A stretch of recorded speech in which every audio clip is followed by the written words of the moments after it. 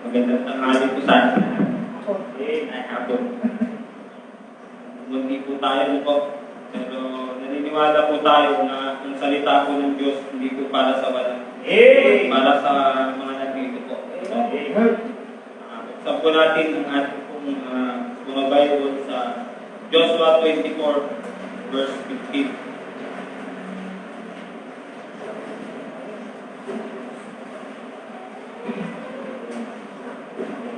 Joshua 23 at 24 verse 15. Yan na po tayo? Ang verse na po.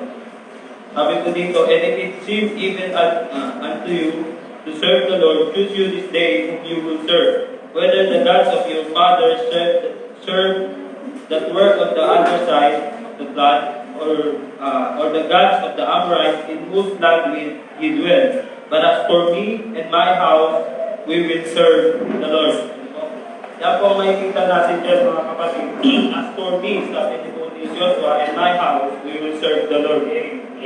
Ang pamagat po ng ating pong mensahe ngayon, in times of trouble, the more we must set a goal in our life. Lalo na po sa ating pong family, kailangan po nila yan, kailangan po natin yan. Pwede po muna tayo. Ang namin Diyos na dakilan sa lahat, maraming salamat po Panginoon sa hapon na to.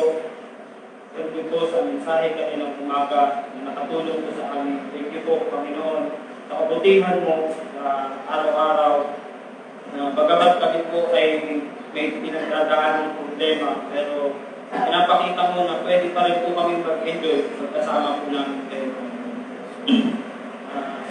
Muli, Panginoon, sa salita niyo po na naiyak-iyak, kayo po ang mapadakilaan at salamat po ngayon pa lang, Panginoon, na maaari po na magkaroon po kami ng idea sa aming pong pamumuhay kung paano pa po namin mapagsisilbihan ng effective, Panginoon, dahil po ang inyong mga salita.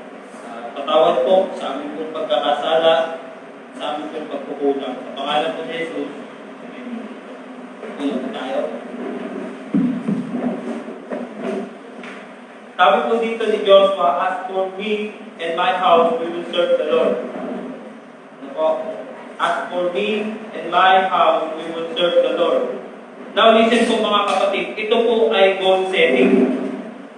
Goal setting po ito. Ang una po nating mapapansin dito, sabi po ni Joshua, and if it seems, na kung sa palagay ninyo, sa inyong paningin, ang paglilingkod sa Diyos ay hindi na, ay masama na, piliin nyo ngayon kung kanino kayo maglilingkod. Yan po ang sabi ni Joshua. That's a goal setting. Amen? Yeah.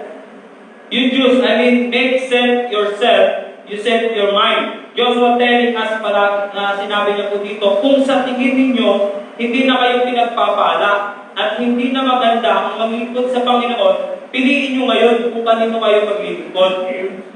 Ano po? Ang sabi niya po dito, but, yan po ang sabi niya, ano po? When he set a goal, he set himself as the example. Ano po? Ginawa niya pong example yung sarili niya.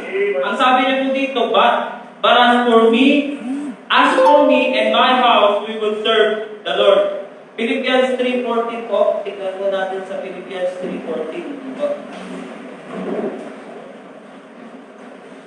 Philippians 3 verse 14. Ang sabi po dito, I press toward the mark for the prize of the high calling of God in Christ Jesus. I press toward the mark for the prize of the high calling of God. Apostle Paul saying, I'm pressing on to that mark. I'm pressing on with my goal. At kung meron po siyang kinakailangan i-reach na goal. Apostle Paul was looking forward to that goal that he marked. Ano po yung goal ni Apostle Paul dito? Si Mark? Tama po ba? Hindi po. Yung Mark po dito, yan po yung goal niya. Ano po? Kaya po napakahalaga sa buhay po natin, sa individual, lalo na po sa family po natin, ano po, na magsiset po palagi tayo ng goal. Now, alam niyo po ba na ang buhay ko bilang Kristiyano, ang duty po natin is to fulfill God's purpose. Ano po? To serve the Lord. And not only that, our duty is to fulfill God's purpose in our life or to fulfill God's divine purpose in our life. Napakahalaga po niyan, mga kapatid. Ano po? Hindi po kasi natin mapupulfill gusto po ng Panginoon sa buhay po natin kung wala po tayong goal. Life is nothing. Sabi nga po pag hindi po natin na-fulfill yan, life is not life at all. Parang kung wala pong kakwenta-kwenta. Wala pong kakwenta-kwenta yung pag-i-exist natin sa ibabaw ng mundong ito. Kung wala po tayong goal, ano po, kung hindi po natin mapupulfill ang nais po ng Panginoon sa atin. Now ngayon po, we cannot fulfill God's divine purpose in our life if sabi niya po, if we will not set any goal. Ano po? Kung wala po tayong goal sa bawat isa po sa atin, hindi po natin mapupulfill yung purpose po ng Diyos sa buhay po natin. Kaya napakahalaga po. Alam niyo po ba mga kapatid na meron pong mga kadahilanan kung bakit po ang Kristiyano po ay hindi po nagsiset ng goal. Mamaya po, madadaanan po natin yan. Makikita po natin. Ano po? Alam niyo po, yung buhay po ng isang tao o ng isang Kristiyano, pag wala pong goal yan, mga kapatid, para lamang po yung agos sa dagat, na pasama-sama kung saan pa po ibato ng alon, kung saan pa po ibagsak niyan, sa katilain. Parang pasama-sama ka lamang po dyan. Wala ka pong goal, kung saan pa po niya dalhin, kung ka na lang. Dapat kung maintindihan po natin na ang isang libutan po, meron po yung kakaibang pressure na binibigay po sa atin. Po, kaysa po yung ibibigay mo na pressure sa sarili mo. Kaya matindi po ang pressure na dala ng sanlibutan. For example po, ano po ba yung mga pressure na pwede natin, tulad po ng halimbawa kay Brother Ramon, nagmamassage po yan.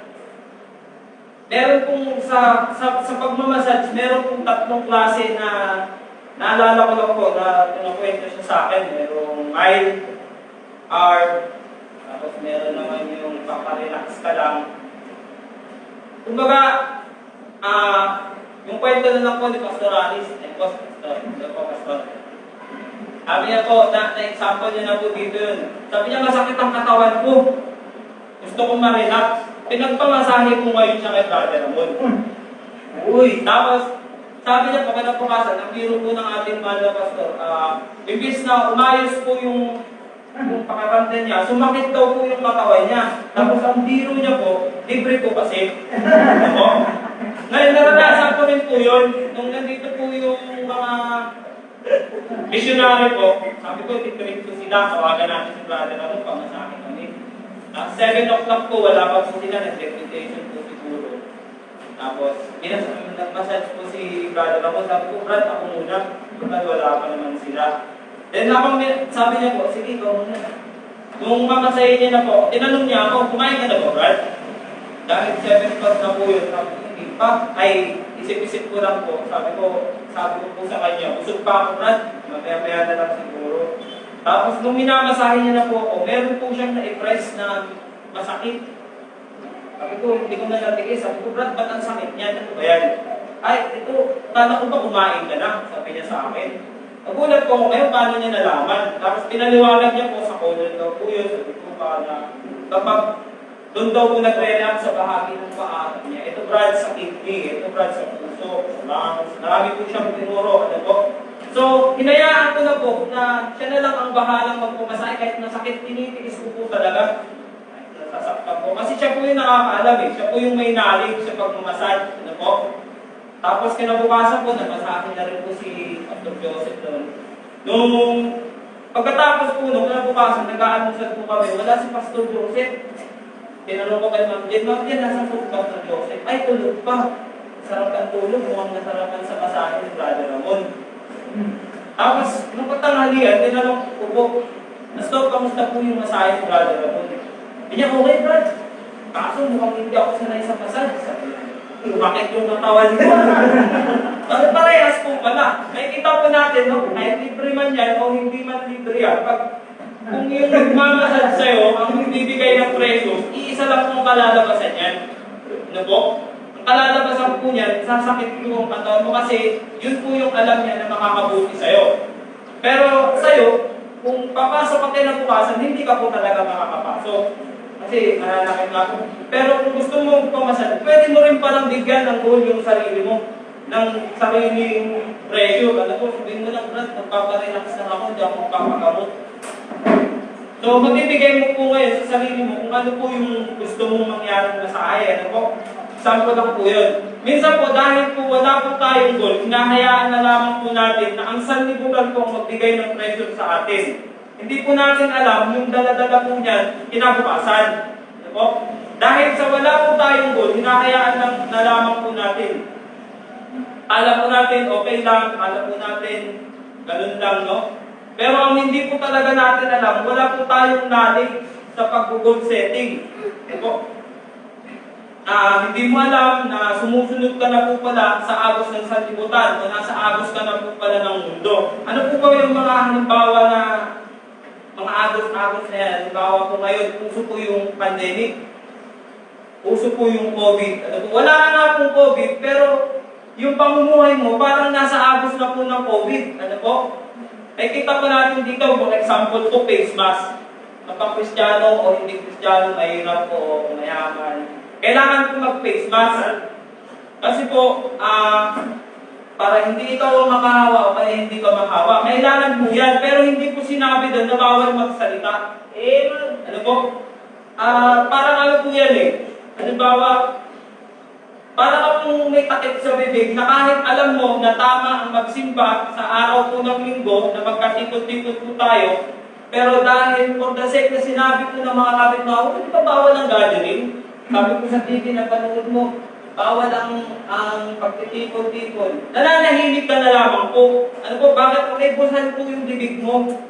Pero hindi po bawal magsalita. Ano po, hindi, pwede naman po sabihin natin bakit sa church? Nag-face mask din naman kami. Kami pa kaya tayo unang sumusunod sa protocol. Dapat po ganun, meron pong minsan tayong paninindigan. Ano po? Ano pa pong, halimbawa, social distancing po. Ano po? Ang sabi po ng gobyerno, social distancing, 1 meter away. Pero ito po, 1 kilometer away ka na eh. Ano po? Nasa bahay na lang po. Hindi po, nawaan niyo po ba, sabi po ng Bible, 99 po yung tupa. Iniwan niya po para hanapin lang yung isa. Bakit? Gusto niya po, sama-sama sila sa isang lugar. Ano po? Pero, dahil po sa social distancing, nasa agos ka na po, mas matindi ka pa. Ano po? Hindi ka na po nakakapag-church. Ano pa po? Hand sanitizing. Para po si Poncio Pilato ba? Kahit alam niya na po na walang ginawang kasalanan, sinabi niya na nga po yun eh, wala akong nakikitang kasalanan sa kanya. Amen. Pero for the sake ng majority na sinasabi ng mga tao na ipako siya sa krus, nagbugas kamay na lang po siya, binigay niya pa rin si Jesus Christ. Bakit po? Ayaw niya pong mapahiya.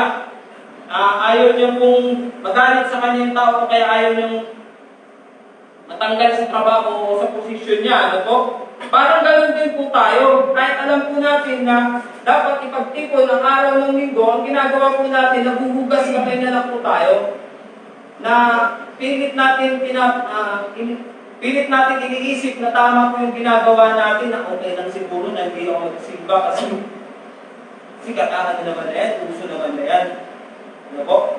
Pinapaniwala po natin yung isip natin na tama po yung ginagawa natin. Ano ba po? Uso po yung bawal lumabas. Dahil po sa bawal ka nang lumabas, ano po? Bawal ka na magsimba. At pag hindi ka na po nakapagsimba, sigurado manghihina ka na po spiritually. At pag nanghina ka na po spiritually, hindi mo na po magagawa yung ministry mo para sa Panginoon. Pag hindi mo na po nagawa yung ministry mo para sa Panginoon, hindi mo na po mapupurihan ng Diyos. At pag hindi mo na po napapurihan ng Diyos, sigurado po, hindi mo po mapupulfill ang purpose po ng Diyos sa buhay mo. Kaya dapat po natin, sa ating pong sarili, dapat po tayo po ang magbigay ng pressure sa sarili po natin. Ano po? Dahil kung hindi, sigurado po, panghihimasukan ka po ng sanlibutan. Yan po ang magbibigay sa ng pressure. So, huwag po natin payagan na mamuhay po tayo sa mundo ito na wala po tayong goal. Bakit po? Halimbawa po sa akin, ang gusto ko po kasi sa sarili ko, ayoko po na yung iba ang magbibigay ng pressure sa sarili ko. Gusto ko po ako. I want my goal to pressure me. Ano po? Mas maganda po kasi na ikaw mismo yung magbibigay ng pressure sa sarili mo. One of the problem o one of the reason kung bakit hindi ka po nagsiset ng goal, una, lack of knowledge. Ano po? Una po, na problem, lack of knowledge as to how to actually set them. Lack of knowledge as to how to actually set them. Ano po? Kaya ayaw po natin minsan na gumawa ng goal, hindi po natin alam kung ano po ang dapat natin gawin. Kung ano pong goal ang dapat natin i-set. Ano po? Kaya nandito po ngayon ang mensahe ng Diyos para tulungan po tayo, kaya mapalad po tayo kaysa sa mga wala. Ano po? Kaya nga po minsan may mga tao po, naranasan po ito, ano po, na tinanong, o kaya magtanong ako ng tao, anong plano mo sa buhay mo, Brad? Para bang, ang nakakalungkot pa po niya, mga kapatid, 20 years old na siya, 30 years old na, 40 years old. Pero pag tinanong mo kung anong plano niya sa buhay, wala pong kaplano-plano. Wala pong alam na plano sa buhay. Ano po? May isip po natin na minsan po parang hindi pa po bumabangga sa isip niya, parang hindi pa po sumasabi sa isip niya yung salitang plano. Para bang karirinig niya lang pang bago to plano, ano ibig sabihin nito? Parang ganun po siya na yung salitang plano po ay para bang nakakagulat na salita at nakakalungkot pa po niya pag tinanong mo yung mga 6 na po yung anak. Minsan, 5 na yung anak. Pero wala pong kaplano-plano sa mga anak. Ano ba ang tama? Wala pong plano. Ano po? Minsan sasabihin, ano pang ibig mong sabihin? Kaya, ano pa kaya naman sa buhay ko? Parang ganun na lang po yung sasabihin nila. Kasi wala pong nasabing plano eh. Ano po? At ang nakakalungkot po, karamihan pa po mga kaibigan, yung mga katatayan. Ano po? Mga katatayan. O, yan pa po yung minsan na wala pa plano-plano sa mga anak, sa buhay. It seems na yung salitang plano, strange word po sa kanila. Yung ibig sabihin po niya, yung salitang plano, yung parang po bang nakakagulat na salita o nakakashock, di ba? Yung parang gano'n. Ibig po sabihin. Minsan po, may problema po kami na namin. So, tapos pumunta po yan sa bahay namin. Ito po yung yung tumatak sa isipan ko. Tapos na po yung, usapan na. Tinanong niya po ako bandang uli, ito Brad, anong plano mo sa buhay mo? Natulala lang po ako, parang, ano itong plano mo sa buhay ko? Ang dami na, after na po yung anak ko, wala pa akong plano, parang ganun. Ito kung ano. Kaya tumatak po sa isipan ko, ano nga ba dapat ang plano ko sa buhay ko? Halimbawa po, sa church na lang po. Church. Pag natapos po ito, natapos natin, then, ano na pong plano mo sa buhay mo? Handa ka pa rin bang mag-spend ng pera sa church na ito? Tapos naman na. Handa ka pa rin ba? Willing ka pa rin ba? Na masasabi mo, yan church na yan. Handa pa rin ako mag-invest sa church na yan kahit gaano malaking pera. Masasabi mo pa kaya yun? Sasabihin mo, handa akong mag-spend ng pera dyan. Pag tinanong mo, bakit naman? Kasi dyan sa church na yan, nakikita ko, dyan magmumula yung mga matitinong tao. Dyan magmumula yung mga kabataan na may takot sa Diyos. Tapos, sasabihin mo, pagmamalaki mo na yung mga tao dyan, yung mga kabataan dyan, tignan mo naman po, yung mga pananamit yan, pagmamalaki mo pa. Yan yung mga pananamit na makakapagbigay pa po sa Panginoon. Kaya handa ka pong mag-spend sa church na yan. Ano po? Huwag po sana hindi po yung feeling natin pagdating po natin dyan para po tayong mga siga na dire-diretso yung pasok ng tingin sa mga poste na parang siya po yung nagbigay ng poste. Huwag po sana tayong ganun na puro na lang ako ay kung wala ako, wala electric pan na yan. Kung wala ako, wala. Itim sana yung pintura na yan. Kung wala ako, hindi mabubukungan ng church. Puro na lang ikaw para bang ang tino mo, para bang ang bait mo. Ano po? Sana unin ka na ni Lord. Huwag po sana ganun yung kaisipan po natin, mga kaibigan. Ano po? Na kaya po ganyan ang pamumuhay natin, lack of knowledge. Huwag po natin payagan na ang mundo na ito ang magbibigay po ng pressure sa atin. Kaya po minsan, pinapayagan na lamang po natin kung ano po yung nasa paligid natin, yung nakikita natin sa paligid po natin. Ano po? For example, sabi rin po ito ni Pastor Alice, narinig ko rin po ito, na sa kagustuhan mo lamang kung matapos yung paggawain mo sa bahay, para hindi makulit yung maliliit mong bata, bibigyan mo ngayon ng gadget, manood kayo dyan para manahimik lang kayo. Tapos ngayon, hindi mo man lang tinignan kung ano po yung pinapanood nila. Ako po, kung bata po ako, ang paborito ko po Lupin. Kaya panood ko po Lupin, yung magnanakaw po. Tapos pumapasok po sa isip ko na parang ang sayang magnakaw. Ang gusto palabas na to, pero bata pa po ako nun. Pero mo, papanoorin mo yung bata na yun na hindi mo alam, pinapanood niya po pala yun, na pilit pinapaunawa ng palabas na yun, na kapag magnanakaw ka, sikat ka, na kapag ikaw ay nakapagnakaw ng hindi sa'yo, magiging masaya ka. Kapag natakasan mo yung mga nagbabantay dun sa kayamanan niyo, tapos nakuha mo, na magiging tanyag ka. Ganyan po yung ini-impart po ng mga palabas na yan, tapos papabayaan mo sa anak mo. Wala ka pong maasahan dyan pag lumaki yan, nagnanakaw din po. Ano po? Minsan po, yung mga kamalod ng mga bata, yung mga koko-koko, ano na yan? Koko Martin. Yung Koko Martin po, yung probinsyano. May kita niyo po, ang dami pong kabataan na nanonood niyan. Tignan niyo po yung problema ngayon sa TV, pinag-aaral ng gobyerno pero laban sa gobyerno.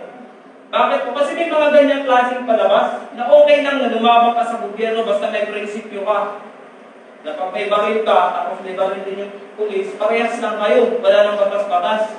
Ano po yung pinapasok niya? Ano po kaya minsan nakikita po natin kaya dumadami po yung mga magnanakaw, yung mga pataya. Bakit po? Nasa gadget po, nasa television eh.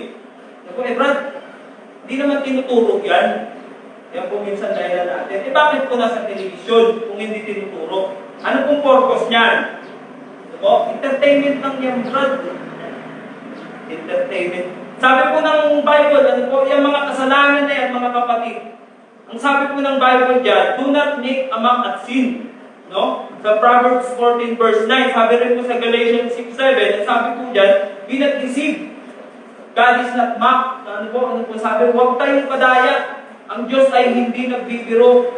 Kung ano ang itinanim mo, yun din ang aanihin mo. Binibiro-biro mo yung kasalanan, tapos pupush mo pa dun sa TV, papanoorin ng mga bata. Parang biro-biro lang ba? Hindi mo alam.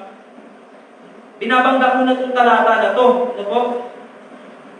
Huwag po natin binibiro ang kasalanan. Amen? Huwag po natin pinaglalaman ang kasalanan. Ano pa po? Minsan kung ano po yung nakikita natin sa halimbawa po sa pagpapamilya. Ano po yung nakikita natin? Kung si Mrs. po ang may trabaho, siya na po yung leader. Uy. Ano po? Biblical po ba yan? Kung si Mrs. po, bakit po ganyan? Ano po?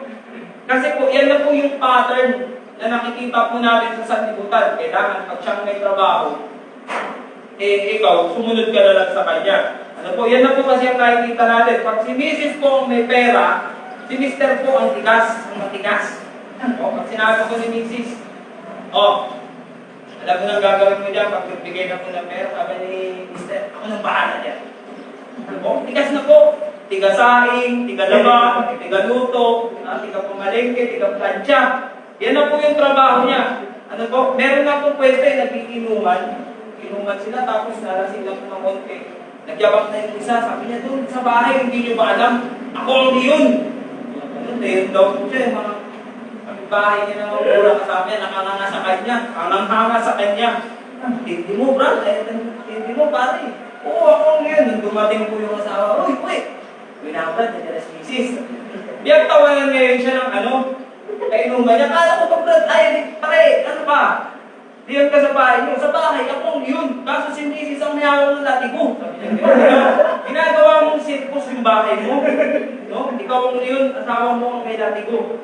Alam niyo po ba, na kapag ang lalaki, hinahayaan po natin ang kanilang ating asawang babae na upuan po nila yung upuan natin bilang isang lalaki sa bahay o kaya sa pagpapalakad po ng pamilya at yung babae na po ang magmamaniobra o magpapalakad ng pamilya mo, hindi na po yan biblikal. Ano po? Tignan po natin sa Genesis 3 verse 17, naniniwala po ako dito eh. The Bible is very powerful. Ano po? Genesis 3 verse 17 po. Ano po sabi dyan? Yan.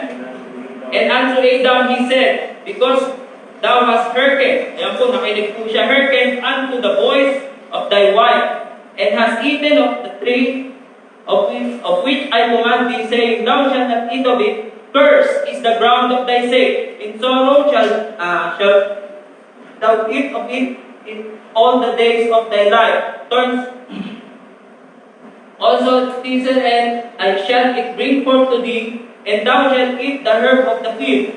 In the sweat of thy face shalt thou eat bread, till thou return unto the ground, for out of it was thou taken, for dust art, and unto the dust shalt thou return. Nakita po ba natin yung problema, yung naging problema niyan? Ang ganda po sana, ano po? Ang ganda po sana, sarap po sana ng buhay natin. Kakain na lang po tayo, wala po tayong pagtatrabahuan, dito rin po sana ang lahat. Pero bakit, ano po ang naging dahilan? Bakit po na naging ganyan? Dahilan po sa isang lalaki na nakinig sa asawa niyang babae. Masama po bang makinig sa asawang babae? Hindi naman po, hindi po masama yan. Kahit sabihin mo po yung pagdedesisyon mo, yung goal mo sa pamilya mo, sa asawa mo, sabihin mo. Walang problema po dyan. Pero, dapat, pagdating po sa pagdedesisyon, ikaw na lalaki ang magpalakad sa pamilya mo. Amen? Alamin mo yung tama. Tama ba na magsisimba ang buong pamilya ko? Dapat alam mo yan. Atakin mo sila. Wala dapat po silang magagawa. Amen? Hindi ka. Pandemic ngayon, ikaw pa yung namumuna eh. Ano po? So you do not allow the word to teach you. Do not allow the word to pressure you. So lack of knowledge is one of the reasons why people are not setting their goal. Number 2, feeling that it will cause a lot of trouble if you will do so. Feeling that it will cause a lot of trouble if you will do so. Now understand, you understand mga kapatid, na yung iba po, ayaw na ayaw po natin na magsusulat dyan ng mga mahalagang prinsipyo na tinuturo po, mga prinsipyo na tinuturo po ng ating mahal na pastor. Ano po? Hindi po tayo nagsusulat. Minsan po, sasabihin na lang po natin dyan, take note ka po. Goal setting ka po. Pampagulo lang yan. Akala po natin, magkakagulo lang. Ano po? Alam niyo po ba kung bakit yung iba po na may dati po na nasimulan nyo na, nasimulan na po natin yung pamumuhay na wala po sa prinsipyo ng Biblia, ayaw na po natin baguhin yan. Sapagkat ayaw na po natin na magkaroon po ng kaguluhan. Ano po? Amen po ba? Yung iba po na dati po ang nangunguna sa bahay, ngayon po ayaw na po natin baguhin yan, palitan. Bakit po? Magugulo lang tayo.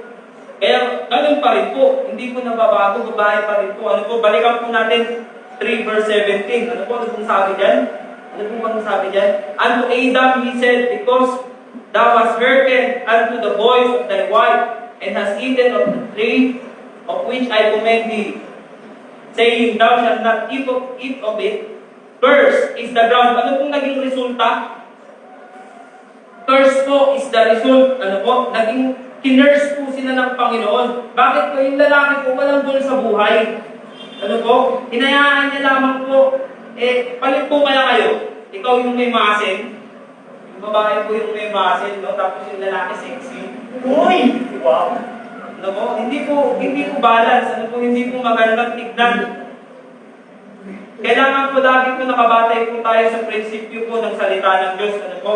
Yung iba po na ang sistema, ang babae pa rin ang nagpa-budget, okay lang naman po, siguro, sa inyo. Ano po? Pero pag nalaman po natin ito, na okay lang na magpa-budget yung babae mula, kasi po, bakit nangyari yan? Kasi po mula po mag-girlfriend, boyfriend, magkasintahan pa lang po sila, yung sahod o yung katrabahuan ng lalaki, pinapatabo na sa babae.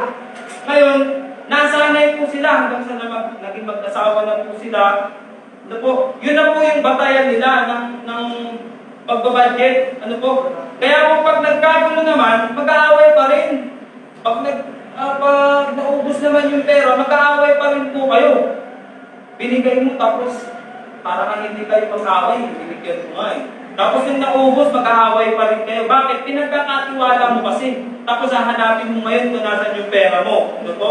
Pinagkakatiwala na po natin. Sabihin po natin minsan, saan ko kinastos yung pera ko?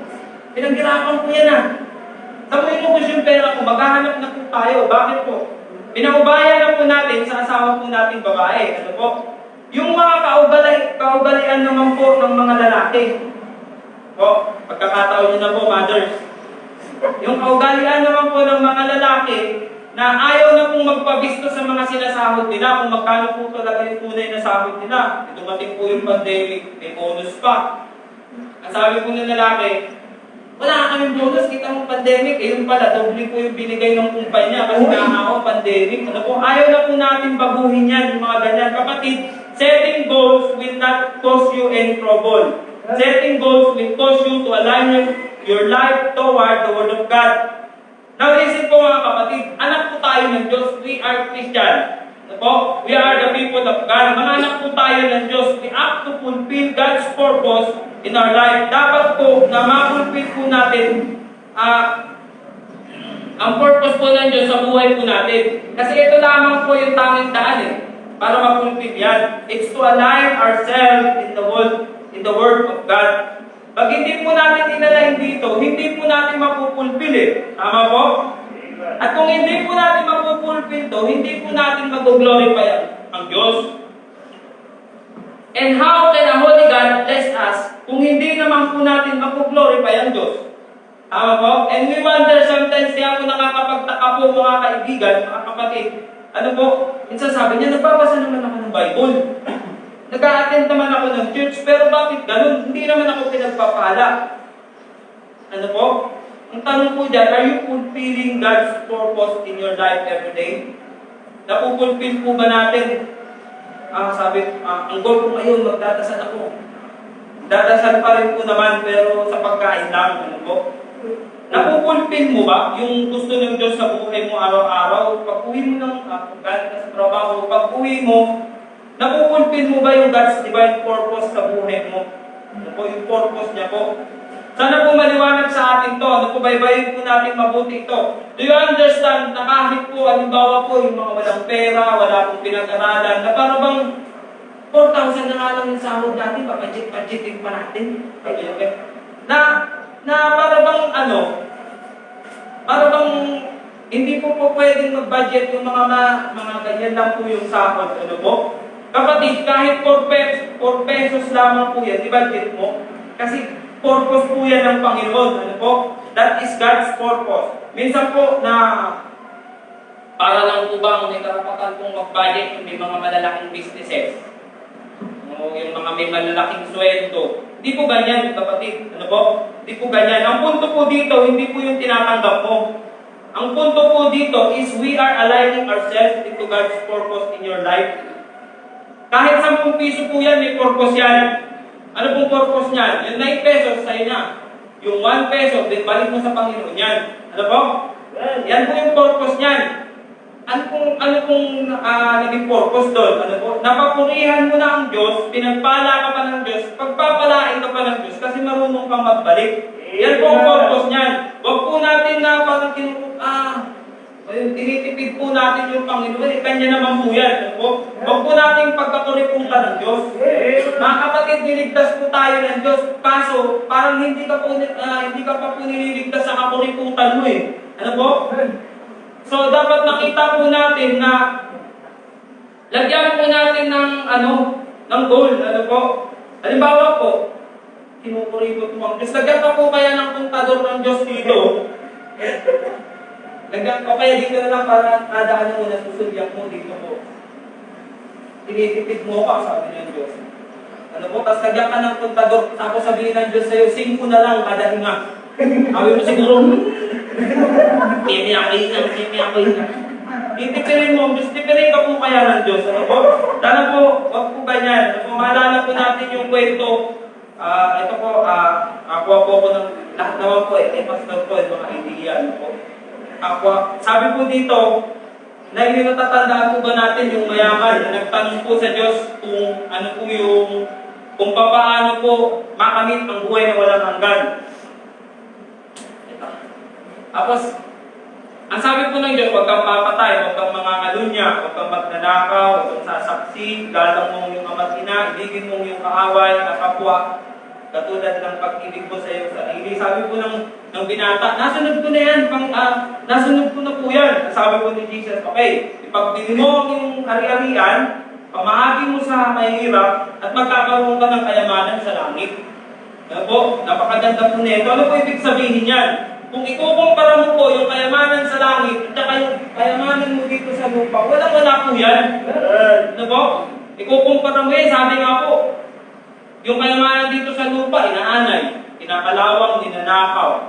So kung ikukumpara mo yan, para lamang po yung kayamanan sa lupa, para lamang pong basura yan. Ano po? Para lamang pong basura yan. Tignan po natin. Ano pong ibig sabihin yan? Kaya po, tama pong sabi ng Bible wala kang maidadala pag namatay ka. Ano po? Bakit po? Bawal nga po yung basura sa langit. Ano po? Bawal po yung mga kayamanan dito sa lupa na ganyan. Ano po? Sabi po dito, basahin po natin ulit. Ano po? Sa Matthew po yan Matthew 19 verse 16. Ang sabi po dyan, ayan na nga po ibenta mo, pinapabenta na nga. Ano po? Ibenta mo. Para magkaroon ka ng tunay na yaman kasi nga hindi mo madadala yan Ano po? Ipalit mo, may purpose po ang Diyos dyan sa kayamanan na yan. Pag di mo pinagamit yan, magiging parang basura lamang po yan. Pero pag binalik mo yung para sa Panginoon, ano po, na ipapalit sa tunay na yaman Sabi, ang purpose po ng Diyos dyan, sa basura na yan, ano po? Ipalit mo yan sa tunay na yaman. Doon po sa langit. Ano naman po yung goal mo dito? Ang goal mo po dito, ibalik po yung para sa Panginoon. Ano po? Para hindi po na para tayong anak ng Diyos. Balang araw, king, prince, priest po tayo, king. Tapos namumuhay ka po na gusto ko pa ng malaking pera. Parang basura nga namumuhay ka sa basurahan. Parang ganun. Anak ka po ng Diyos. Ano po? Huwag po tayong mamuhay ng ganyan. Meron pong isang pastor. Kwento rin po ng pastor po sa Cavite. Meron daw pong isang pastor na anniversary ng church nila. Siyempre po, anniversary, kailangan ng sasakyan na kami pong susunduin. Ngayon po, pagdating, yung miyembro niya po may jeep, ang nakalagay po sa jeep, gift of God. Ito po yung parakutan niya sa harapan ng jeep, gift of God. Tapos miyembro niya po yun. Ngayon, hindi na nagkatubiling manghiram yung pastor kasi miyembro naman. Ang ganda pa po nung nakalagay ba, gift of God, siguro may tindihan ako nito. Brad, pwede ba natin gamitin yan? Anniversary pang sundo. Sabi po ng miyembro niya, hindi po pastor, sayang ang boundary. Kita po natin, gift of God po, nakalagay dyan, tapos ayaw mong ipahiram sa gawain ng Panginoon. Sabi mo, bigay yan ng Panginoon. Pastor, bigay po yan ng Panginoon. Nung hinihiram na, ayaw mong ipagamit. Ano po? Sana po, palitan mo na lang yung title, huwag na po gift of God para hindi hiramin ng pastor. Lagay mo na lang po, atas ng Japan. Ano po? Ay, hindi talaga hiramin ng pastor yan. Kailangan ng church, hindi mo pinahiram. Kuya, sana po wala pong ganyan sa atin. Ano po? We are aligning ourselves to God's purpose in our life. Unawain po natin yan, mga kapatid, na ang purpose po natin, ayan po, yan po ang trabaho po natin. Kung yan po yung trabaho natin, huwag po tayong maasar. Ano po? Huwag po tayong mapagod na maggawa po ng goal o plano po sa buhay po natin. I mean goal. Po, number 3 na po tayo. Number 3. Because of deciding before setting them that they will never work out anyway. Because of deciding before setting them that they will never work out anyway. Minsan sasabihin po natin, ay naku, hindi naman natin masusunod yan. Wala rin yan. Sabihin po natin. Ayaw na po natin subukan, ayaw na po natin i-work out yung mga naririnig po natin sa ating pong mahal na pastor, ng mga prinsipyo po ng salita ng Diyos. Wala na. Ayaw na po natin anuhin yan. Wala rin yan. Hindi rin naman ang problema natin. Ganyan po tayo. Kaya po minsan, nagkakaproblema po tayo kasi wala po tayong hinihip na goal. Amen? Wala po tayong hinihip na goal. Balik na po tayo sa text. Ang sabi po sa Joshua 24 verse 15. Yan, 24 verse 15. And if it seem evil unto you to serve the Lord, choose you this day whom you will serve. Whether the gods which your fathers served that were on the other side of the flood, or the gods of the Amorites in whose land ye dwell, but as for me and my house, we will serve the Lord. Joshua said, noong pong nagkakagulo na. Kasi nagkakagulo na po sila dito eh. Ano po? Nung may kaguluhan na po, ang sabi po ni Joshua, kung sa palagay ninyo, ano po? Kung sa palagay ninyo, ang maglingkod sa Panginoon ay masama na, then piliin nyo ngayon kung kanino kayo maglilingkod. Yan po yung sabi niya. Sabi niya po, kung magulo na, okay, magulo na. Magulo na ang buhay mo ngayon, mag-set ka pa rin ng goal. Kasi po, nagkakagulo na to, nag-set pa rin po siya ng goal eh. Ano po? Sana po, ganun din po, pag nagkakagulo na po sa atin, mag-set pa rin po tayo. Kanino po tayo maglilingkod? Sa kaliwa o sa kanan? O alin po ang susundin natin? Sa kaliwa o sa kanan? Listen, palagi po tayo may sinusunod mga kapatid. Maaaring hindi po tayo, sinabi ko nga po kanina, nagtitake note ng mga mahalagang mensahe po ng ating pastor. Pero intindihin po natin mga kapatid, yung mga nakikita po natin sa kapitbahay mo, yung mga nakikita mong impluensya sa kaibigan mo, sinasabi ng mga kamag-anak mo, sinasabi ng biyanan mo, mga kapatid, malaking impluensya po yan sa atin. Ano po? At ang bad things po dito, the only bad thing is you're allowing somebody to set a goal for your life. That's the bad thing. Ano po, yan po yung hindi po magandang mangyayari. Yung ahayaan po na yung iba ang magpalakad sa'yo. Ano po? Minsan ang nangyayari po, sasabihin natin, wala na rin naman yan, wala nang mangyayari eh. Wala na rin. Ano po, kaya wala po. Sabihin po natin wala pong nangyayaring goal. Nauunawaan po ba natin, maybe, yan po yung prinsipyo po ng bawat isa sa atin na nandito po sa loob ng building na ito. Kung naisip po ba natin yan na baka ganyan din po tayo, ano po? Ayaw ko na mag-set ng goal kasi pagod lang yan. Pagulo lang yan. Kaya ang nangyayari po, wala na rin. Wala na po tayong siniset na goal. Ano po? Number 4 po. Pang-apat po na problem. Goals are not set because una, lack of knowledge. Pangalawa po, second, feeling that is too much trouble to do so.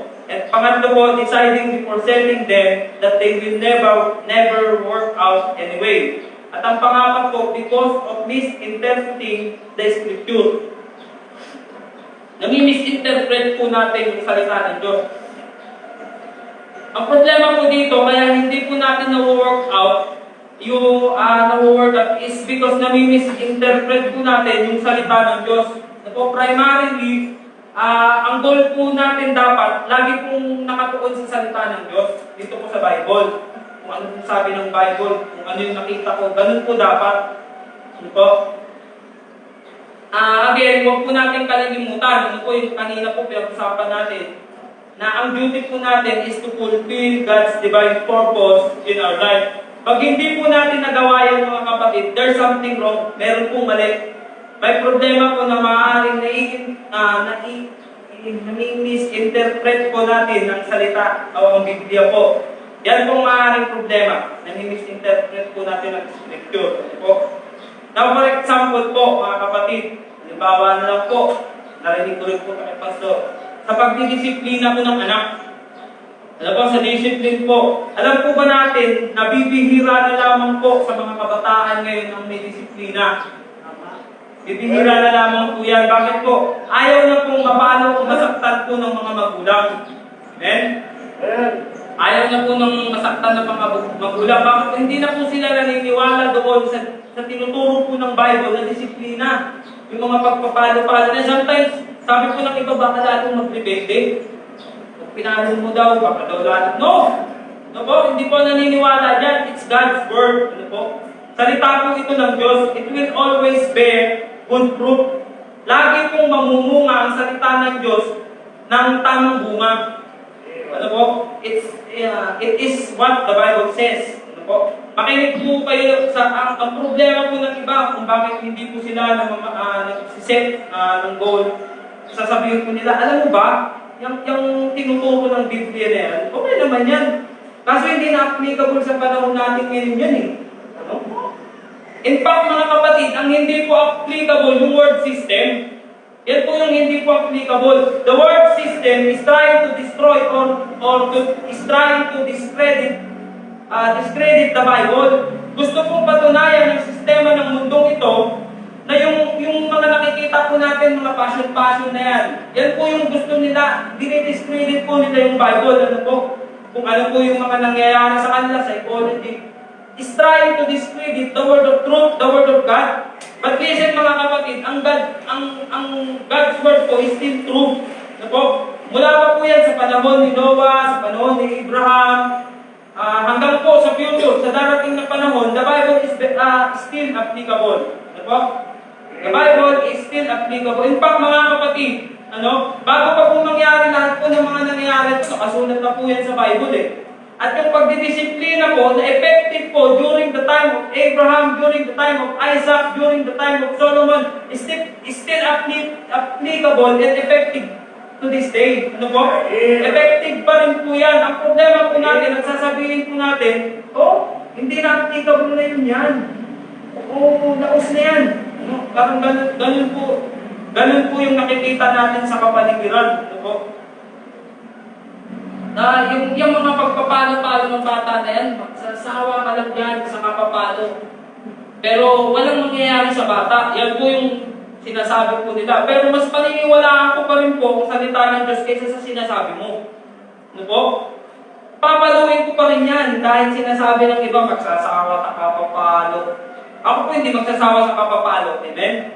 Tignan po natin kung sino yung magsasawa. Yung pinapalo o yung namamalo. Pag sinabing huwag mag-cellphone, huwag mag-cellphone kasi. Tignan po natin kung sino po yung nandiyan lang po yung dos ko. Tignan natin. Ano po? Kung sino po yung magsasawa, yung pinapalo o yung namamalo. Kailanman po, naniniwala po hindi po puputok yung kamay ko sa kapapalo. Ano po? Pero sa palagay ko po, yung kwet niyan puputok sa kapapalo. Naniniwala po tayo dito. Amen? I believe the Bible is still true. Amen. Huwag po natin nililiit-liit ito. Ito na nga lang po meron tayo eh. Inaalas pa po natin. Kapatid, ito po yung nag-correct ng mga kings noong araw. Amen? Ito po yung mga nag-correct sa mga false prophet noong araw. Ito po yung mga nag-correct sa mga matitigas ang ulo ng mga kabataan noong araw. Kaya po, naniniwala pa rin po ako na hanggang ngayon po, ito pa rin po, ito pa rin ang may karapatan na mag-correct sa mga suwain ng mga kabataan ngayon. Amen? Yung mga pagdidisiplina ng mga kabataan ngayon. Kaya fathers, makinig po kayo, fathers. Get your Bible. Get your bed. Banaan mo na. Amen? By the way, mga kapatid, ang word system po has nothing for you. Wala pong, ang word system po mga kapatid, hindi, ano po yan, wala pong pinapangakong maganda yan para sa mga anak mo, sa kabataan, ano po? Wala pong magandang plano yan. Saan pa pong makakakita? Kabataan po na, yung mga patusok-tusok, may tusok na dito, may tusok pa sa ilong, may tusok pa sa ganito. Saan pa pong makakakita yan? Sino pong may dala-dala yan? Yung pagbabago-bago po ng mga kulay ng buhok natin, saan po natin napapanood yan? Ano po? Saan po natin nakikita yung mga pwedeng na maglalakad ka dyan, napakalalaswa ng damit. Kaya nga po, damit, ito po, covering. Ano po? Ang damit naman po yan, at hindi mo kinocoveran yung katawan mo, anong binibenta mo? Ano pong binibenta mo? Ano po? Ibig sabihin yan, meron kang gustong ipakita, meron kang ina-advertise eh. Kaya nga po, nakakover ka na, tapos gusto mo pa yung maiksi. Tapos pag tinignan, napabawi naman, alam mo? Huwag po sana tayong ganyan. So, makikita po natin, saan po natin nakukuha yung mga yan? Mga magagandang kabataan, makikita po natin lasing sa kalsada. Ano po? Mga nagsusuka sa kalsada. Sino po may dala-dala yan? Mga ganyang klaseng sistema. Ano po? Saan po natin makikita yan? Mga kapatid, makikita po natin yan. It is the word system. Hindi po yan galing sa church. Galing po yan sa sistema ng sanlibutan. Ang word system po mga kapatid, hindi po kayang gumawa ng mga kabataan na tulad po na nakikita natin ngayon. Ano po? Yung mga kabataan na tulad po ni Brother Richard. Kita niyo po yung pananamit niyan. Ano po? Mga kabataan natin na mga ayos po yung pananamit. Hindi po kayang bihisan ng sanlibutan yan, ng bihis na makakapagbigay puri sa Panginoon. Hindi po kaya ng sanlibutan yan. Ano po? Hindi po kaya ng sanlibutan na gumawa ng kabataan, na next generation na balang araw na sila naman po yung tatayo dito. Ano po? Hindi po kaya ng magpipreach po dito. Wala po, hindi po kaya ng sanlibutan yan. yung gagawa po sila ng kabataan na meron pong takot sa Diyos. Hindi po kaya ng word system yan. Ayusin po yung buhay ng mga kabataan. Hindi po nila kaya yan. In fact, mga kapatid, ang mga kabataan po natin, isang araw, kukunin nila sa atin yan. Amen. Ihiramin nila sa atin yan. Bakit po? Para i-promote po yung word system. Ano po, kaya ingatan po natin yung mga kabataan natin. Ano po, paluin po natin pag may nakita po tayong pagsabihan mo po muna, warning. Ayaw ka kayo sakalin mo na. Paluin mo na. Because they cannot make it, ano po, kaya kukunin sa atin yung mga yan. The scripture is still true. Sabi po ng iba, oo, naniniwala naman ako dyan na ang Bible, ang salita ng Diyos, ang solusyon sa lahat. Kaso, ang problema dyan, mabagal brother. Nababagalan na po tayo, gusto po natin na mabilis. Sige, gawa ka ng sarili mong paraan. Ngayon, maayos yan. Ikaw ang gumawa ng paraan mo eh. Pero pag patay ka na, o kaya pag wala na, pag alis mo, andyan na naman yung problema. Ano po? But if you will just allow God to change your heart, pag inalaw mo po na ang Diyos ang magbago ng iyong buhay, lahat po yan magiging maayos. Amen. Kaya hindi po nagsiset ng goal because of misinterpretation of the Scripture. Wala na po tayo ng tiwala sa salita ng Diyos. Sasabihin po natin, ang bagal naman. Kaya na po mabagal, malaki na po yung inaayos ng Diyos sa buhay po natin. Ano po? Mabagal. Nababagalan po kasi tayo. Ano po? Alam niyo po mga kapatid, bawat isa po sa atin kasi, kaya medyo mabagal, alam mo mabagal yan. May timetable lang po tayo, sabi nga po ni Brother Leo kanina, meron po tayo kanya-kanyang timetable. Kung may kanya-kanya po tayong kapanahunan sa Panginoon, yung mga bagay, ano po?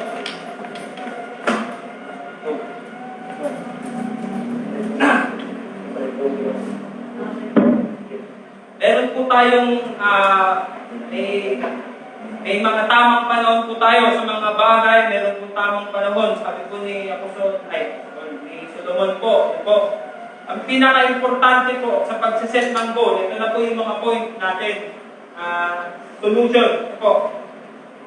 Ang pinaka-importante po sa pagsiset ng goal, point number one, we must study carefully our goal.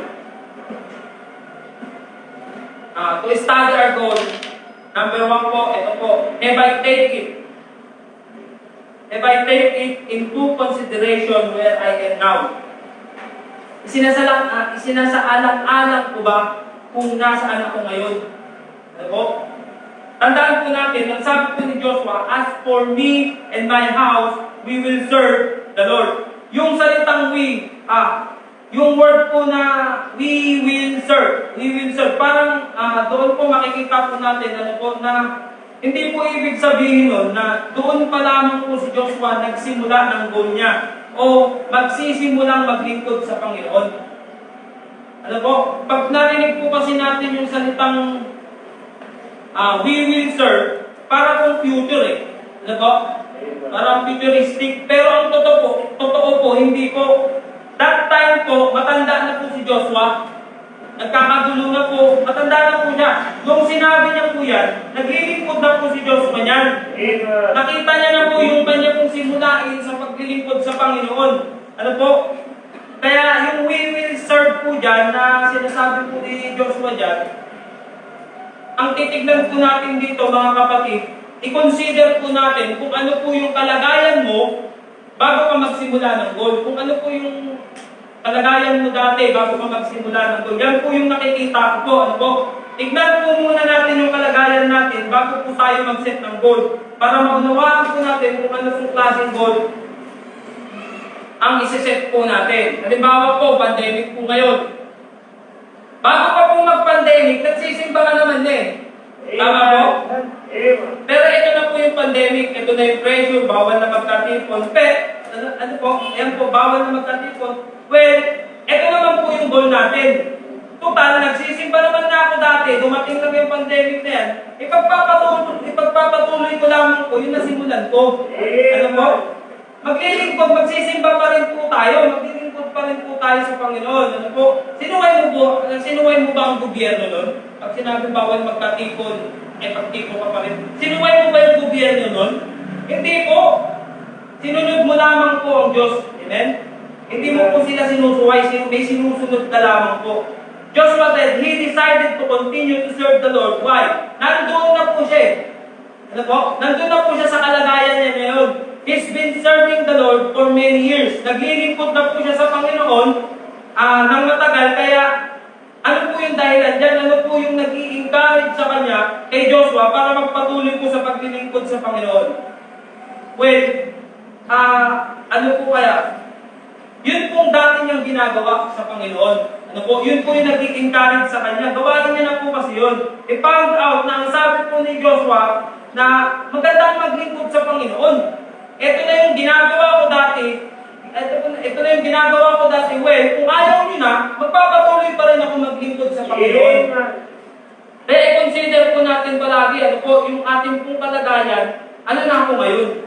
Ano na yung aking kalagayan ngayon? Po, number 2, solution po, number 2 point.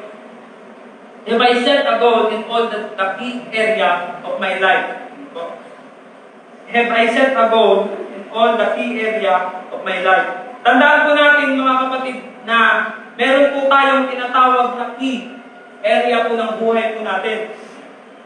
Now, ano po kaya yung mga key area ng buhay po natin? O yung mga importanteng area po sa buhay po natin. Yan po, tignan po natin yan. Sa akin po, personally po, ano po, guilty po ako dito eh. Minsan. Na ang dapat po, mas importante o sa buhay po natin na area, yung pong spiritual life. Ano po? Spiritual life po, pinaka-importanteng key area po ng buhay po natin. Bakit po? Balikan po natin yung pinag-usapan natin kanina. Ano po yung purpose ng ating pag-exist dito po sa lupa na to? To what? To fulfill God's divine purpose in our life. Kung yan po ang importanteng area, spiritual life, spiritual area, kung yan po yan, that's the only way po kasi na yan lamang po yung tanging daan para ma-fulfill mo po yung purpose ng Panginoon sa buhay mo. Sa buhay po natin. Po, tignan po natin ngayon, bilang isang Kristiyano na ikaw lamang po yung ligtas sa pamamahay nyo, sa pamilya nyo. Maaaring ikaw po ay isang nanay. Maaaring anak. Maaaring ikaw po ay isang tatay. Po, tignan po natin yan. Consider po natin, maaaring ikaw lang po ang ligtas sa inyo. Think about, consider po natin yung, ano po ba yung aking spiritual condition. Po, am I safe? Ligtas na ba ako? Ngayon, ito pa, may personal na relationship na ba ako sa Panginoon? Masasabi ko kaya na 100% ligtas na ako. Na anak na po ako ng Diyos? Anak na ba talaga ako ng Diyos? Paano ko matitiyak na ako'y pupunta sa langit pag namatay? Simple lang po. Tanggapin po natin ay kahit kasalanan, tapos pagsisihan mo po ang iyong kasalanan, tanggapin mo ang iyong Panginoon bilang Diyos at sarili mo kung tagapagligtas. Yan po yan. Lalo lang po sa mga hindi pa po nakakatiyak sa atin. Ano po, tiyakin po natin. Sabi nga po ni Brother Daniel kanina, Jesus is the way. Oh, there is no other way. Jesus is the way. Church is the way. Church is not the way. Ano po? But Jesus is on the way. Ngayon po, pagkatapos po niyan, pagkatapos mo maligtas at alam mo na 100% na ikaw po ay pupunta sa langit, consider the church. I-consider mo po ngayon. Tignan po natin kung sa spiritual life po ba natin, sa spiritual aspect po muna. Ligtas na ba? Ligtas na ako, anak na ako ng Diyos. Pero sa spiritually, may tinikilala na ba akong tahanan ng Diyos? Diba? Meron na kaya akong tahanan ng Diyos? So, alam naman po natin yan. Yes, ligtas ako. Automatically, I am belong to the family of God. Pero ibig sabihin po dito, but how about the church? May church ka na ba? Diba? I-consider po natin yan. At pagkatapos po niyan, alam mo na, membro ka na ngayon. Diba? Pagkatapos niyan, ano nang gagawin mo ngayon? Consider to be a servant of God. Ano po? Yan po kasi yung purpose because the very purpose of life is to fulfill God's divine purpose in our life. Now you can fulfill that if you will submit yourself to Him as His servant. Ano po? Bilang isang servant o tagasunod ng Panginoon, imposible po kasi na masunod mo ang Panginoon na hindi mo tinatanggap sa sarili mo na ikaw ay servant. Ano po? Napaka-imposible po niyan. At kung hindi po natin susundin ito, ano po, hindi po natin mapupulfill ang divine purpose po ng Diyos sa buhay po natin. Maliwanag po ba? Amen. So, tignan po muna natin yung three things kapatid. Consider the spiritual aspect. Ano po, yung consider po natin yung mga key area po ng buhay po natin. Now, another key area po, for example, yung iyong trabaho. Isa rin po yan. Another key area po, na ikaw po ay family man. Ano pa po, yung resources, another key area rin po yan, yung resources mo. Now, consider po natin mga kapatid na ang kalagayan mo. Ano na ba ang kalagayan mo ngayon? Para makapag-set ako ng goal. Para makapag-set po tayo ng goal. Nakakasunod po ba tayo mga kapatid? 3 points po. Malapit na po ito. Have I kept? Have I kept a balance in all areas? In all areas. Have I kept a balance in all areas? Ano po? Kapag tayo po ay nagsiset ng goal, we must keep lahat po ng key area sa buhay po natin in balance po. No? I-balance po natin yan. Dapat po natin balansin yan. Minsan, nasabi po natin na ako naniniwala naman ako sa Panginoon. Naniniwala naman ako na inuuna ko niya. Nung inuuna mo po ang Panginoon, tapos biglang nagkagulo. Pero bakit kung nagkagulo na po, bakit nagtanda mo ulo ko na ang buhay ko? Inuuna ko naman ang Panginoon. Isang gano'n po kasi. Ang tanong po dyan, inuuna mo po ang Panginoon, ano po kasunod? Ano po kasunod mga kapatid? But sinabi po, seek ye first the kingdom of God and His righteousness, and all these things shall what? Be added. Ano po? Meron pong pagdadagdagan. Ibig sabihin po mga kapatid, meron pong pagdadagdagan. Ano po? Parang ganito po yan eh. You work first and what? You will eat. Ano po? God wants you to work first, then eat. Ito po ang nakakalungkot mga kapatid eh. May mga tao po na ayaw kong mapagod pero gusto kumain. Ano po? Gusto kong magbihis pero ayaw naman magtrabaho. Ano po? Sabi nga po namin doon po sa trabaho po namin sa blessing, magbihis kayo, maligo kayo, magbihis kayo ng maayos. Ayan po. Bakit po kasi po nagtatrabaho naman po sila? Pangit naman po kasi na nagtatrabaho ka, may sinasahod ka, nag-blessing ka, tapos yung itsura mo, parang wala kang pambili ng pambihis mo. Ano po? Pangit naman po yung gano'n. Hindi naman po ibig sabihin na magbihis ng maayos, mamahalin agad. Hindi po gano'n yun. Marami pong paraan. Ano po? Marami pong mura dyan. Katulad po yan, tinutulungan po sila ni Joy, magupay-upay. Ano po? Marami pong paraan. Mura na expense, presentable pa. Ano po? So balance po dapat, i-consider po natin yan lahat. Dapat po binabalance po natin. Ang prinsipyo po kasi dito, ng iba, nahihirap eh. Parang nahihirapan ka na. Ano po, ayaw na magtrabaho. Ayaw na magtrabaho ng patas. Takot ka lang mag-inatan yung mga buto mo. Ayaw nang tumunog yung mga buto mo. Kaya po mas madali po sa kanila na magtrabaho na lang po kasama po yung ballpen. Ano po ibig sabihin yan? Isang pirma, 1,000. Uy! Punta ka po sa hospital. Isang pirma mo dyan, 3,500 na yata eh. Mahal na po. Yan po, mas gusto po nila yan. Kaya, ano po, minsan po, kapakailangan pa, kahit payment po ng iba. No? Kurang. Kailangan po balance. Consider po natin ang mga key area ng buhay po natin. And number 4 po. Isa po ito. Hindi ko na po mabasa eh. Natapunan po kasi kaya.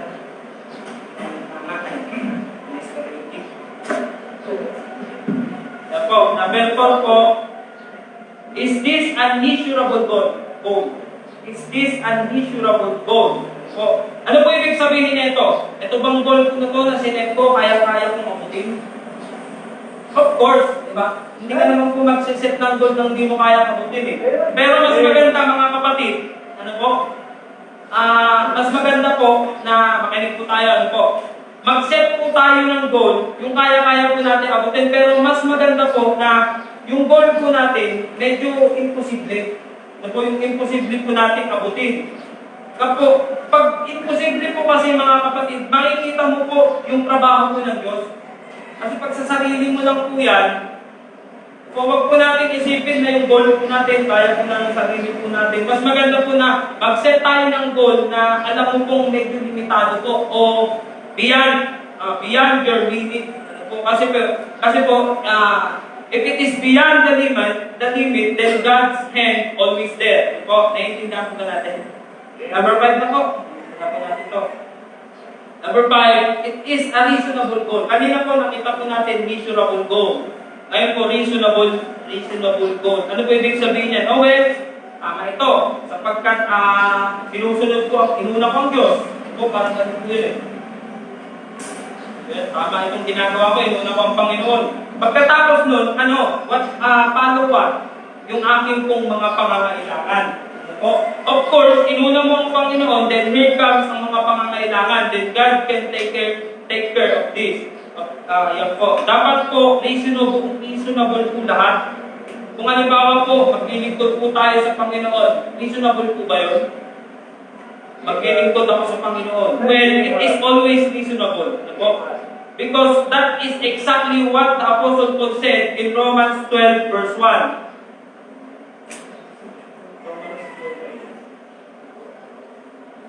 Po. Yan po, sa Romans 12 verse 1, yan po yung sinasabi ni Apostle Paul. Huwag po tayong magsiset ng goal na pag-aawayan lang po natin, lalo na po sa mga mag-asawa. Nung simula nung sinet yung goal, away na kayo ng away. Huwag po tayong magsiset ng goal. Kasi po, isa sasabihin natin, kasi pinilit mo yan. Sabi ko sa'yo, wag yan eh.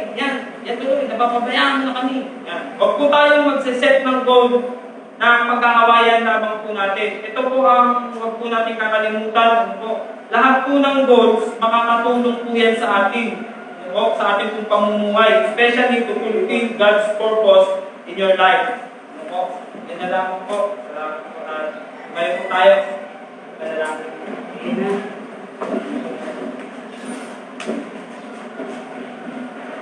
Pray po. Namin Diyos na dakila po sa lahat. Maraming salamat po Panginoon sa pagkakataon na ito na kami po ay napakalilig po napakahalaga ng mensahe po sa buhay po namin bilang sa Kristiyan na dapat po pala namin po ay nagsiset ng goal. Dahil Panginoon na may goal naman po kami na sinet kaso hindi po namin alam na dito po pala namin makikita ang pagpiling po ng inyong kalooban. Lord, maraming salamat po namin na kami po pala ay kulang o lack of knowledge sa pagsiset po ng tulungan po kami, Panginoon. Nabago po ito, mga ganitong sistema. Piling po namin na kami po ay magkakaroon ng kaguluhan kapag kami po ay nag-set ng goal. Lord, pag-uwi po. Nakita po namin ang problema po sa aming pong mensahe. At salamat po, Panginoon, dahil hindi mo po hinayaan na ganun na lamang. Kundi, nagbigay ka pa rin po ng mga solusyon kung paano po kami mag-enjoy kapag set po ng goal. Ito po pala ang plano po sa amin. Salamat po, Panginoon, dahil meron po mga key area ang buhay po namin kung saan po dapat kami magsimula ng goal. Salamat po sa inyong mensahe, Panginoon. Tulungan po kami. Pamuhay po namin ang bawat na pag-aaralan po namin dito. Salamat po sa biyaya. Sa pagkakataon na kami po ay makapag-ipon-ipon sa oras po na ito na mahirap po ang sitwasyon. Pero thank you po, Lord, dahil nandiyan ka po palagi para po sa inyong tawad po sa aming mga kasalanan. Dahil dito na lang po. In Jesus' name.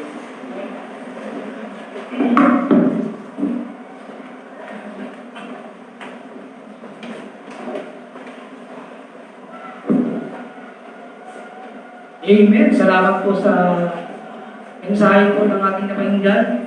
To fulfill the plan of God, yung mga sa take note po natin kanina, yung mga key areas. So, napakalungkot yung taong walang kaplano-plano sa buhay. Especially yung mga mananampalataya. Wala kang plano, so mag-pray ka. Kailangan individual meron sa ng plano talaga ng Panginoon. Ay, plano tayo sa Panginoon. Gawin ng Panginoon, sa family mo, sa iyong sarili, para makakamit mo yung mga goals niya. You need to trust God. Amen. His plan. Hanggang sabi ko nga, may mga plano ka na hindi na susunod. So, alam ng Panginoon yung kalagayan mo. Alam ng Panginoon yung sitwasyon po natin ng buhay mo. So, never question God. So, salamat, Brad. Nawa ka ng mensahe. So, sabi ko, really a blessing talaga. Yung salita ng Diyos, may bahagi. Hindi po yung kanyang katayuan, kundi yung kalooban ng Panginoon, yung will of God na may bahagi sa ating buhay. Ano ba yung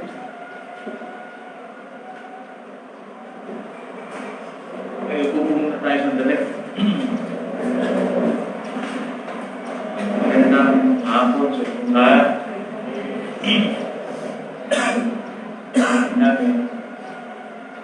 Natin po talaga ng ating service. Papakinig dito. Pagkatin. May kasama tayo first time? First time mo? First time. O, tatay bigat, haritoy ka. Haritoy ka tatay bigat? Oo, sino tinag-ibitan niya kami dito? Ni Ate Sherry. Ha? Third time ka. Taga-ano nga yung Yadi. Kaano-ano mo si Sherry? Barkada mo. Hindi ka na lang mo yung nasa likod niya. Nasa sa likod mo. Ha? Yung nasa likod mo, kilala mo. Kilala mo siya, ay. Tingnan mo yung nasa likod mo. Kilala mo. Sino yan? Tatay niya. Kilala mo na. Welcome ka, ha? And nakikita natin mga kapatid ang ating attendance every Sunday, Thursday. Mga services natin ngayon ay affected tayo dahil ang iba ay hindi talaga nakakapag-attend ng church. And alam natin, still, because of COVID. COVID pa rin. So, hindi naman po mawala-wala dahil na yan, COVID pa rin. And napakalaga na meron tayong home safe setting talaga na yung bridging natin na pakinggan na kung ganitong sitwasyon, ano gagawin mo? The goal is still the same. No? Kaya si Joshua, ang sabi ni Joshua, if it seem evil unto you to serve the Lord, choose you this day who you will serve, whether the gods which your father served, which are on the other side of the flood, or the God of the upright in whose land you dwell. But as for me, pakita mo, Brett. Yes, part mo rin. Yan ang part mo rin. Papakita mo yung version. Yan sabi niya, but as for me and my house. The goal is still the same. Since the time na nag-start na mag-serve si Joshua, ang goal na niya is, but as for me and my house, we will serve the Lord. So, ibig sabihin, kahit nangyari yung problema, kahit malapit na sa papatay, kahit matanda na siya, at iba ay nagdadalawang isip na, kung maglilingkod pa ba, ang sabi ni Joshua, the goal is still the same. Amen. The goal is still the same. But as for me and my house, we will serve the Lord. Actually, yung iba po ay hindi na natatakot sa COVID. Tinatamad na lang mag-attend ng church. Itong church po natin, maluwag ito. Kung kahit na kung social distancing tayo, i-divide natin ito, kasya rito kahit mga 60, 70, hanggang doon sa dulo, sa social distancing natin. But hindi ko alam kung kaninang umaga ay marami kayo. Marami kayong umaga, ngayong hapon ay konti lang natin. Pag-pray po natin na ang bawat isa ay hindi nagbabago ang ating goal. ang goal pa rin natin, mabuhay ang mamatay, maglingkod pa rin tayo sa Panginoon. Amen. And kung maglilingkod tayo, magtapat na tayo. Amen. Diba? Halimbawa, sa pagbibigayan natin ng mga tithes and offerings, actually, alam naman ng Diyos kung magkano talaga yung kinikita nyo. Amen. Diba? Monthly, alam ng Diyos kung magkano kinikita nyo. Hindi naman natin kailangan mag-report kay pastor. Na pastor, kinikita ko. Ang kinikita ko, ganito. Minsan tayo po, sa pinagtatrabuhan natin, nagtatides tayo. Pero sa ibang income na tinatanggap natin, parang hindi ka nagtatides. Diba? So talagang, ang goal mo ay maglingkod sa Diyos, at iniisip mo na yung ganitong gawain, hindi para sa Diyos, then be faithful in giving your tithes and offerings. Amen. Ang ibig sabihin, kahit hindi ka nakapagsimba, o kahit nakapagsimba ka, o halimbawa, isang taon ka hindi nagsimba, alam mo na meron kang tithes, mag-tithes ka pa rin. Amen. In the first place, hindi mo ginagawa yan para sa pastor. Hindi ko rin ginagawa yan para mong kanila. Ginagawa mo yan lagi para sa Diyos. Kaya ang sabi ni Joshua, if it's evil for you to serve the Lord, choose you this day.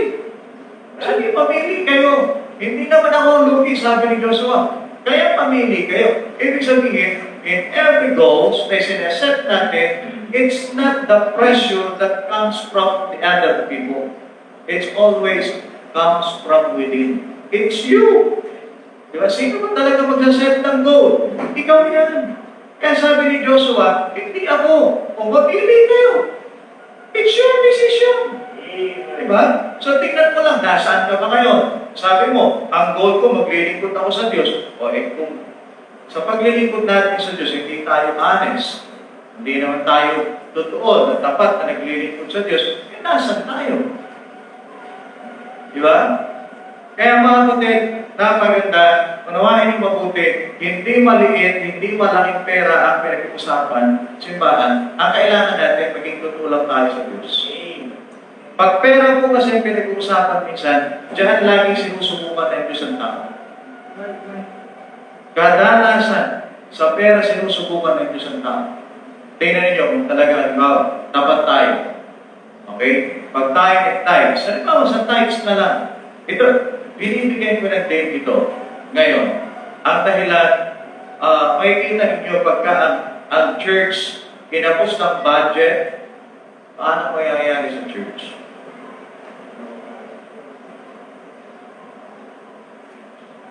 Paano mayayari sa mga worker? Sige, pagka hindi na tayo natutong maging honest, maging faithful sa tithes and offering, saka lang tayo magbibigay, pagka alam natin may pangailangan. Hindi ganun eh. Yung kahit everyday, alam mo yung sarili mo, kumikita ka. Every week, alam mo, kumikita ka. Every month, kung merong monthly. Di ba? Kung may monthly na kumikita sa inyo na tumatanggap ng pera, monthly, isipin niyo. Isipin niyo. O kailan ka magta-tithes? Okay, dahil for example, ilang taon na kumikita ng pera yung pera mo. Yung pera mo, pero hindi mo pa na-tithesan. Ilang taon na kumikita yon? Ang tanong, ta-tithes ka pa ba rin? Kung 5 years na kumikita yung pera mo, na halimbawa, ang kita niya, monthly is 100,000. O kaya 50,000 na lang. 50,000, monthly may kinikita ka. O 5,000 monthly. Kung sa loob ng isang taon yun, ang tithes doon, 60,000. 50,000 monthly. So 60,000